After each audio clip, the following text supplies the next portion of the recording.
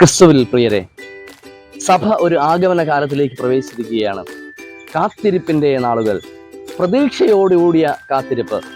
ക്രിസ്തുവിന്റെ ജനനത്തിനു മുമ്പ് നൂറ്റാണ്ടുകളോളം ഒരു രക്ഷകന് വേണ്ടി കാത്തിരുന്ന ഇസ്രായേൽ ജനത അടിമത്തത്തിലായി പോയൊരു കാലഘട്ടം. ആത്മീക നേതൃത്വങ്ങളും ദേശീയ നേതൃത്വങ്ങളും സാധാരണക്കാരനെ ചൂഷണം ചെയ്തിരുന്ന ഒരു കാലഘട്ടം. കണ്ണുനീരോടെ വേദനയോടെ ഈ ജനതയായിരിക്കുമ്പോഴും അവരുടെ പ്രതീക്ഷ രക്ഷകൻ കടന്നു വരും എന്നതാണ്. ഒരു ആഗമന കാലത്തിലേക്ക് സഭ വീണ്ടും പ്രവേശിക്കുമ്പോൾ എന്താണ് നമുക്ക് പ്രതീക്ഷിപ്പാനായിട്ട് കഴിയുക?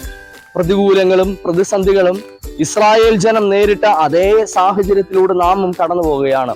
എല്ലാ ഇടങ്ങളിൽ നിന്നും അഴിമതികളുടെയും അക്രമത്തിന്റെയും അനീതിയുടെയും നാളുകൾ നിറമാടുന്ന ഈ കാലഘട്ടത്തിൽ ഈ ആഗമന നാളുകൾ പ്രതീക്ഷയുടെ നാളുകളായിട്ട് മാറട്ടെ.